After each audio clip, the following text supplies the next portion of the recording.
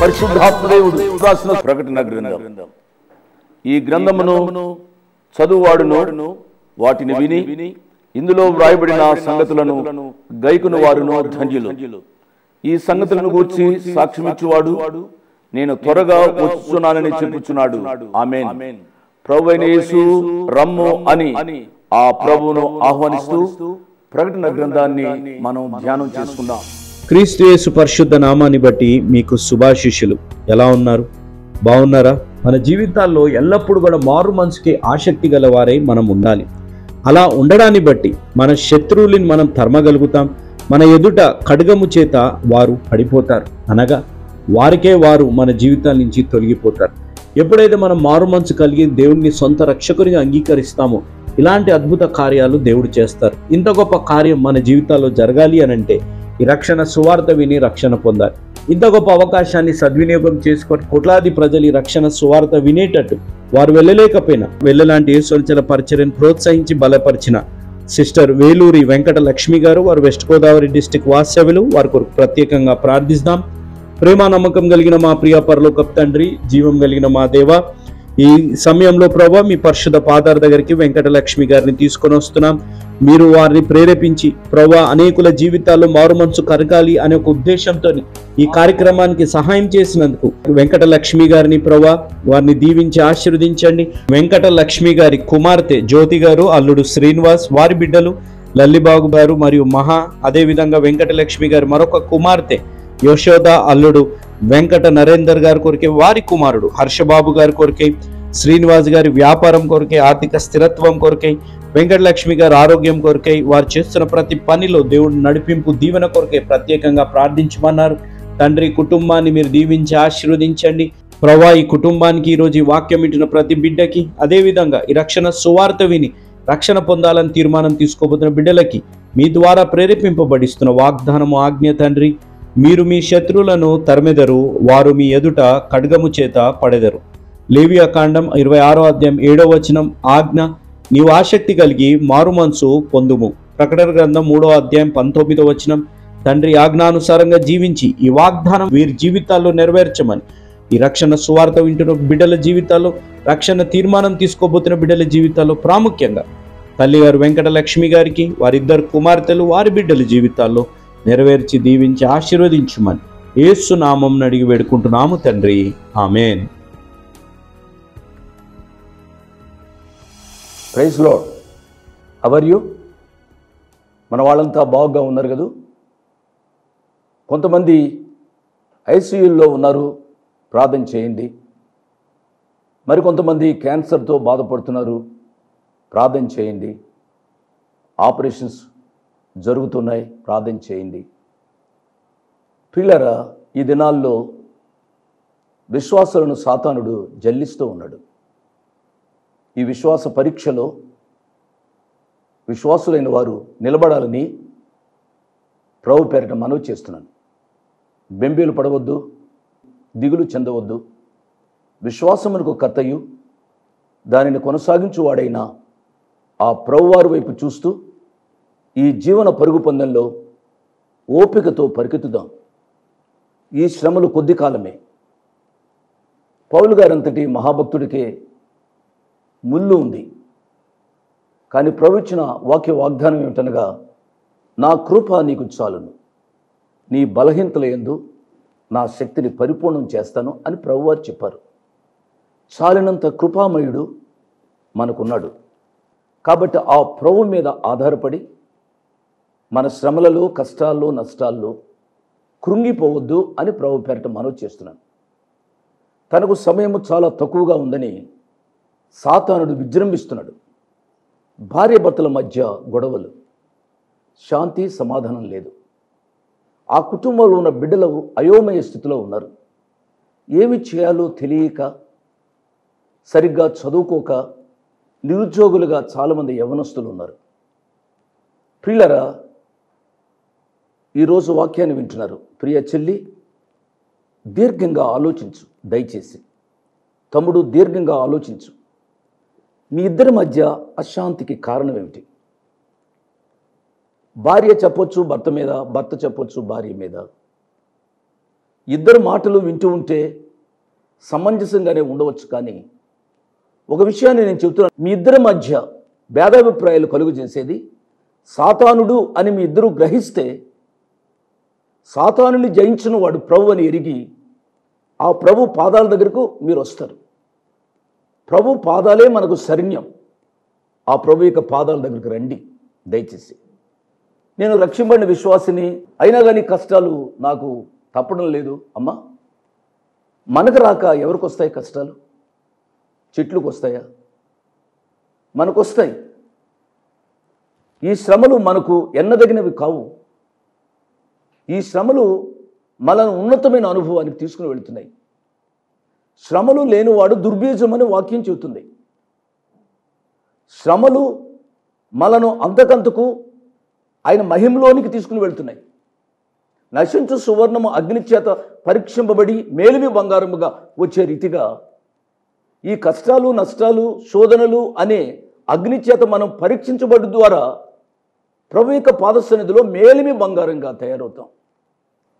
కాబట్టి ఈ ప్రస్తుత కాల శ్రమలను చూచి భయపడవద్దు, ప్రభువులోంచి దూరం కావద్దు అని ప్రభుపేట మనవి చేస్తున్నాను. మంచిది. దేవుని యొక్క వాక్య ధ్యానంలోనికి వెళదాం. ప్రార్థన చేసుకుందాం. మమ్మల్ని మికిలిగా ప్రేమించిన మా ప్రియ పరలోకపు తండ్రి, వందనాలు, స్తోత్రాలు. నీ కుమారుడు మా రక్షకుడు యేసు ప్రభు వారికి నామ పేరిట మీ కృపాసనాన్ని ధైర్యంగా సమీపించడానికి ఇచ్చిన ఈ భాగ్యం కొరకై వందనాలు, స్తోత్రాలు నాయన. మీ కృపకు, మీ ప్రేమకు ఏమి చెల్లించి మీ రుణాన్ని తీర్చుకోగలం ప్రభు. ఈ వాక్య పరిచర్య ద్వారా ఎంతమంది మిమ్మల్ని తమ సొంత రక్షకునిగా అంగీకరిస్తున్నారో వారందరిని బట్టి మీకు స్తోత్రాలు చెల్లిస్తూ ఉన్నాం నాయన. ఆయా అవసరాల్లో ఉన్న మా ప్రియులని జ్ఞాపకం చేసుకుంటున్నాం ప్రభువా. అనారోగ్యంగా ఉన్న వారిని దయతో ముట్టి స్వస్థపరచుమని అడుగుతున్నాం ప్రభువా. జీవన్ మరణాల మధ్య కృంగిపోయిన మా ప్రియ బిడ్డలు ఉన్నారు, వారిని ప్రత్యేకముగా జ్ఞాపకం చేసుకుంటున్నాం నాయన. సంతానం లేని మా ప్రియ బిడ్డలకు సంతాన ప్రాప్తిని అనుగ్రహించమని అడుగుతున్నాం ప్రభువా. ఇంకా వివాహం కాని బిడ్డల కొరకై ప్రార్థన చేస్తున్నాం. వారికి సరైన భాగస్వాములను అనుగ్రహించమని అడుగుతున్నాం నాయన. నిరుద్యోగం చేత బాధపడుతున్న మా ప్రియ యవ్వన బిడ్డలను జ్ఞాపకం చేసుకుంటున్నాం. వారి ఉదర పోషణార్థ నిమిత్తం వారికి ఒక ఉద్యోగాన్ని దయచేయమని అడుగుతున్నాం ప్రభువా. ఆయన ఎంతమంది టీవీ దగ్గరికి వచ్చారు, వారిని శారీరకంగా, మానసికంగా, ఆధ్యాత్మికంగా దీవించమని యేసు ప్రభు వారి పుణ్యనామమున స్తుతించి గణపరిచి వేడుకున్నాము తండ్రి. ఆమేన్. ప్రార్థనలో పాల్గొన్న మీ అందరికీ నా ప్రత్యేక వందనాలు. దేవుని వాక్యాన్ని తెరవండి. ప్రకటన గ్రంథం 13వ అధ్యాయం నేను ముగిస్తాను. 13వ అధ్యాయంలోని విషయాలు మీరు జాగ్రత్తగా ఆలోచిస్తున్నారని నేను ఆశపడుతున్నాను. సముద్రంలోంచి ఒక క్రూర మృగం వచ్చింది. అది క్రీస్తు విరోధి. అది క్రూర మృగమే, కానీ అది మనిషి అని మనం చెప్పుకున్నాం. మృగం వంటి స్వభావం కలిగిన మనిషి అని చెప్పుకున్నాం. రెండవది భూమిలోంచి వచ్చిన క్రూర మృగం. ఈ మృగము అబద్ధ ప్రవక్త అని చెప్పుకున్నాం ప్రియులారా. ఈ అబద్ధ ప్రవక్తలో ఉన్న డిసెప్షన్, మోసం ఎంత భయంకరమైనదో గత పాఠంలో మనం చెప్పుకున్నాం. ఇది క్రూర మృగమే, కానీ ఈ క్రూర మృగానికి గొర్రెపిల్ల వంటి 2 కొమ్ములు ఉన్నట్లుగా కూడా మనం చెప్పుకున్నాం. ఇది చూడ్డానికి గొర్రెపిల్ల కొమ్ములు వంటి కొమ్ములు ఉన్నాయి, కానీ ఇది గొర్రెపిల్ల కాదు. ఇది క్రూర మృగం. ఈ క్రూర మృగం ఘటసర్పం వలె మాట్లాడుతుంది. అది ఇంకా బహుభయంకరం. ఈ దినాల్లో కూడా గొర్రె చర్మము కప్పుకున్న తోడేళ్ల వలె మానవులు జీవిస్తున్నారు. ఎంతోమంది పాపలు ఫోన్ చేసి చెప్తూ ఉంటారు, నేను మోసపోయాను, నాతో ఫలానా అబ్బాయి స్నేహం చేశాడు. అది మొదటిగా బాగానే ఉంది. రాను రాను రాను రాను అది ప్రేమగా మార్చాడు. నీవే నాకు ఆరాధ దైవము అన్నాడు. అతని మాటలకు లోబడిపోయి నా సర్వాన్ని అతనికి ఇచ్చాను. అంకుల్ దయతో నన్ను క్షమించండి, ఇప్పుడు నన్ను అతను బాగా చూడటం లేదు. ఇదే మోసం. ఆడబిడ్డలారా, జాగ్రత్తగా ఉండాలని ప్రభుపేట మనవి చేస్తున్నాను. ఎందుకు చేస్తున్నానగా, గొర్రె చర్మము కప్పుకున్న తోడేలు వంటి మనుష్యులు ఈ దినాల్లో ఉన్నారు. అది ఘట సర్పం వలె మాట్లాడుతుంది. దీన్ని అబద్ధ ప్రవక్త అంటూ వచ్చాను కదూ. యాంటీ క్రైస్ట్ అనగా క్రీస్తు విరోధం చెప్పాను కదూ. యాంటీ అనే మాటలో 2 అర్థాలు ఉన్నాయి. ఒక అర్థం వ్యతిరేకత, యాంటీ. రెండవది ఒకదానికి బదులుగా, ఇన్స్టెడ్ ఆఫ్ అని అర్థం. ఈ గొర్రె పిల్ల కొమ్ము వంటి కొమ్ములు కలిగి ఉన్న క్రూరమైన తోడేలు అబద్ధ ప్రవక్త. అంటే క్రీస్తు విరోధికి బదులుగా, ఇన్స్టెడ్ ఆఫ్ అని చెప్పాను కదా. క్రీస్తు విరోధికి బదులుగా, క్రీస్తు విరోధి పక్షంగా పనిచేయడానికి వచ్చిన అబద్ధ ప్రవక్త. మతపరంగాను రాజకీయంగాను ఈ యొక్క అబద్ధ ప్రవక్త క్రీస్తు విరోధికి సహాయం చేస్తాడు అనే సత్యాన్ని మీరు మర్చిపోవద్దు అని మనం చేస్తున్నాను. 12వ వచనం, అది ఆ మొదటి క్రూర మృగమునకున్న అధికారపు చేష్టలన్నీ దాని ఎదుట చేయుచున్నది. మరియు చావు దెబ్బ తగిలి బాగుపడి ఉన్న ఆ మొదటి మృగమునకు భూమియు దానిలో నివసించు వారును నమస్కారము చేయునట్లు అది బలవంతము చేయుచున్నది. ఇంకొక మాట, మనం ప్రకటన గ్రంథం 5వ అధ్యాయంలో గొర్రె పిల్లను చూచాం కదూ. ఆ గొర్రె పిల్లకు 7 కొమ్ములు ఉన్నాయి. ఈ గొర్రె పిల్లకు 2 కొమ్ములు ఉన్నాయి. మీరు ఈ మోసాన్ని కూడా గమనించాలి అని ప్రభుపేట మనవి చేస్తున్నాను. అన్నం పొయ్యి మీద పెట్టిన తర్వాత అన్నం అంతా పిసికి ఇది ఉడికిందో ఉడకలేదో అని చెప్పవలసిన పనిలే. కొన్ని మెతుకులు చూస్తే చాలు, ఉడికిందో ఉడకలేదో మన అమ్మలు, మన ఇంట్లో స్త్రీలు చెప్పేస్తారు. అదే రీతిగా 2 కొమ్ములు వేసుకున్నంత మాత్రం చేత ఇది గొర్రెపిల్ల కాదు. ఈ మోసాన్ని మనం గమనించాలి అని ప్రభుపేట నేను మనవి చేస్తున్నాను. అందుకనే ప్రభువారు ఈ రీతిగా చెప్పారు. మత్తయి సువార్త 24వ అధ్యాయం 24వ వచనం చూస్తే ప్రభువారు చెప్పిన మాటను మనం చూస్తాం. అబద్ధపు క్రీస్తులను అబద్ధపు ప్రవక్తలను వచ్చి సాధ్యమైతే ఏర్పరచబడిన వారిని సహితము మోసపరచుటకై గొప్ప సూచక క్రియలను మహత్కార్యములను కనబర్చెదరు. విన్నారు కదూ. మనం ఇప్పుడు చివరి దినాల్లో జీవిస్తూ ఉన్నాం. వచ్చుచున్నవాడు ఆలస్యం చేయక వచ్చే దినాల్లో మనం ఉన్నాము. ప్రియులారా, గమనించండి. ఇప్పుడు మనం ధ్యానం చేసేది శ్రమల కాలంలోని విషయాలు, కానీ ఇప్పుడు మనం గ్రహించాలి ఆ విషయాల యొక్క రుచి ఇప్పుడు మనం చూడబోతున్నాం, చూస్తూ ఉన్నాం. అబద్ధపు క్రీస్తులు బహువచనం, అబద్ధపు ప్రవక్తులు వచ్చి సాధ్యమైతే ఏర్పరచబడిన వారిని సైతము మోసపరచుటకై గొప్ప సూచక క్రియలను మహత్కార్యములను కనబర్చెదరు. నేను దీని గురించి వివరిస్తే కొద్దిమందిని విమర్శిస్తుంటారు అని అంటారు. నేను ఎవరిని విమర్శించటంలే. బహిరంగ సభలలో స్టేజ్ల మీద జరుగుతున్న విషయాలు మీరు చూస్తూ ఉన్నారు. అనేకులు చెప్పుకుంటూ ఉన్నారు. మహత్కార్యాలు, సూచక క్రియలు యేసు ప్రభు పేరటినే జరుగుతున్నాయి. అవి యేసు ప్రభు వారి యొక్క కూటాలు. యేసు ప్రభు వారి పేరు చెప్పుకోకపోతే ఎట్లా? యేసు ప్రభు వారి పేరటనే అబద్ధపు క్రీస్తులు, అబద్ధ ప్రవక్తలు వచ్చి చేస్తారు అని దేవుని యొక్క వాక్యం చెబుతుంది. ఈ దినాల్లో కూడా ప్రియులారా, యేసయ్య చేశాడు ఈ కార్యం అని ఎవరు అంటారండి? ఎవరి ద్వారైనా ఏదైనా జరిగితే మనిషినే పొగుడుతున్నారు, మనుషుని గురించే చెబుతున్నారు. కానీ యేసు ప్రభు వారి గురించి చెప్పేవారు ఎవరున్నారండి? ప్రభువుకు రావాల్సిన మహిమను దొంగిలించే అబద్ధపు క్రీస్తులు, అబద్ధపు ప్రవక్తలు ఆ కాలంలో వస్తారు, ఈ కాలంలో కూడా వస్తూ ఉన్నారు అనే సత్యాన్ని నా ప్రియ విశ్వాసులు గమనించాలి అని ప్రభు పక్షంగా నేను మనవి చేస్తూ ఉన్నాను. అంత మాత్రమే కాదు, ఆ మొదటి క్రూర మృగానికి సముద్రంలోంచి వచ్చిందే, దానికి నమస్కారం చేయాలి అని ఇది సిఫారసు చేస్తూ ఉంది. అనగా ఆ సముద్రంలోంచి వచ్చిన క్రూర మృగానికి ఇది ఒక తొత్తుగా, దాని గూర్చి క్యాన్వాస్ చేసే ఒక అబద్ధ ప్రవక్తగా ఈ యొక్క క్రూర మృగం, గొర్రె పిల్ల కొమ్ములు వంటి కలిగిన ఈ క్రూర మృగం చెబుతూ ఉన్నట్లుగా మనం చూస్తూ ఉన్నాం. ఈనాడు ఎక్కడ చూసినా ఎవరి డబ్బా వారు కొట్టుకోవడమే సరిపోతుంది. ప్రియులారా, చాలా విచారకరమైన సంగతి అండి. మనం జరిపించే సభల్లో కానీ, మనం మాట్లాడే సభల్లో కానీ దయచేసి ఏ మనుషుని పైకి తీసుకురావద్దు అని ప్రభు పేరట మనవి చేస్తున్నాను. అంటే అతన్ని ఎంకరేజ్ చేయొద్దు అని కాదు నేను చెప్పేది. ఏ మనుషుడైనా తన యొక్క సొంత పొగుడుతూ ఉంటే, పొగిడించుకుంటూ ఉంటే దేవుని మహిమను దొంగిలిస్తూ ఉన్నాడు.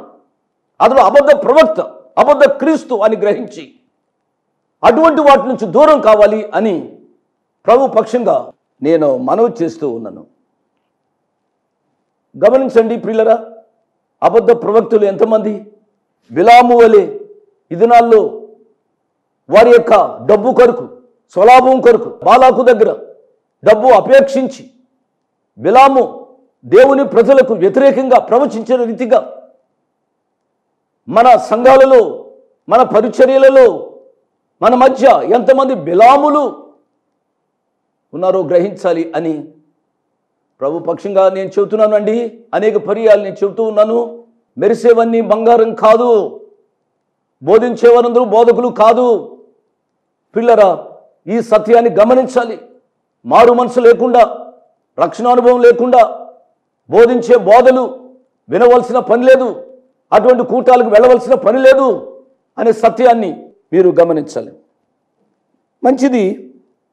13వ వచనం, అది ఆకాశము నుండి భూమికి మనుషుల ఎదుట అగ్ని దిగు వచ్చినట్టుగా గొప్ప సూచనలు చేయుచున్నది. అవును, సూచనలు చేస్తారు, అద్భుతాలు జరుగుతాయి. అద్భుతాలు చూచి, సూచనలు చూచి ఇదేదో మెరుస్తుంది కాబట్టి బంగారం అనుకోవాల్సిన పని లేదు. గమనించాలి. అందుకనే పదే నేను చెప్తూ ఉంటాను అండి, every believer should pray or has to pray for the discerning spirit. విచక్షణ జ్ఞానం కొరకు ప్రతి విశ్వాసి ప్రార్థించాలి. ఏది సరైనదో, ఏది సరైనది కాదో, ఏది వాక్యానుసారమైన బోధయో, ఏది వాక్యానుసారమైన బోధ కాదో, ఏ యొక్క వ్యక్తి ప్రభువును మహింపరుస్తున్నాడు, ఏ వ్యక్తి ప్రభు యొక్క మహిమను దొంగిలిస్తున్నాడు గ్రహించగలిగిన అయితే విచక్షణ జ్ఞానం ఈనాడు విశ్వాసుల్లో ఉండాలి. అంతేగాని ఆ కూటానికి వెళ్తే నాకేదో కలిసి వస్తుంది, ఆ కూటానికి వెళ్తే నా జబ్బు పోతుంది, నాకేదో జరుగుతుంది అన్నట్టుగా స్వార్థాన్ని ఉపయోగించుకొని దేవుని యొక్క కార్యాలను బేరీజు వేయడానికి మంచిది కాదు అనే విషయాన్ని నేను జ్ఞాపకం చేస్తున్నాను. ఆకాశము నుండి భూమికి మనుషుల ఎదుట అగ్ని దిగి వచ్చినట్టుగా చేస్తున్నాడు. ఇది మొదటి నుంచి మనకు తెలిసిన విషయమే అండి. యోబు గ్రంథంలో మనం చూసినట్లయితే, యోబు గ్రంథం 1వ అధ్యాయం 16వ వచనాన్ని చదువుతున్నాను. అతడు ఇంకా మాట్లాడుచుండగా మరి ఒకడు వచ్చి దేవుని అగ్ని ఆకాశము నుండి పడి గొర్రెలను పనివారిని రగులుబెట్టి కాల్చివేసెను. విన్నారు కదా? కాబట్టి సాతాను కార్యాలు, ఇటువంటి కార్యాలు చేస్తూ ఉంటాడు. ఆకాశము నుండి అగ్ని దిగి వచ్చేటట్టుగా సాతానుడు సూచక క్రియలు చేస్తూ ఉన్నట్టుగా చూస్తాం. పిల్లరా, దేవుడు ఏదైతే చేస్తూ వచ్చాడో దానికి డూప్లికేట్గా వెలుగుదూత వేషం వేసుకున్న సాతానుడు కూడా చేస్తాడు. ఫరో కాలంలో మోషే భక్తుడు ఏదైతే చేస్తూ వచ్చాడో ఎన్నే ఎంబ్రే అనేవారు కూడా అదే కార్యం చేసినట్లుగా దేవునికి వాక్యం సెలవిస్తుంది. నిర్గమాకాండం మీరు చూడండి, 7వ అధ్యాయాన్ని మీరు చదివినట్లయితే ఈ విషయాన్ని మనం చూడవచ్చు. పౌలు గారు తిమోతిని హెచ్చరిస్తూ, చివరి దినాల్లో, అంచె దినాలలో అపాయకరమైన కాలాలు వస్తాయి, ఈ అంచె దినాల్లో అపాయకరమైన కాలంలో ఇటువంటి కార్యాలు చాలామంది చేస్తారు, ఓ నా ఆత్మీయ కుమారుడా జాగ్రత్తగా ఉండుమని చెప్పి పౌలు భక్తుడు తన ఆత్మీయ కుమారుడైన తిమోతిని హెచ్చరించినట్లుగా మనం చూస్తాం. కాబట్టి నేను ప్రాధేయపడేది ఏమిటి అనగా, మనకు ఆధారము యేసు ప్రభు వారి యొక్క వాక్యమే. వాళ్ళు కూడా వాక్యాన్ని చూపెడతారు, నేను కాదనటంలే. వాళ్ళు కూడా వాక్యాన్ని చెబుతారు, నేను కాదనటంలే.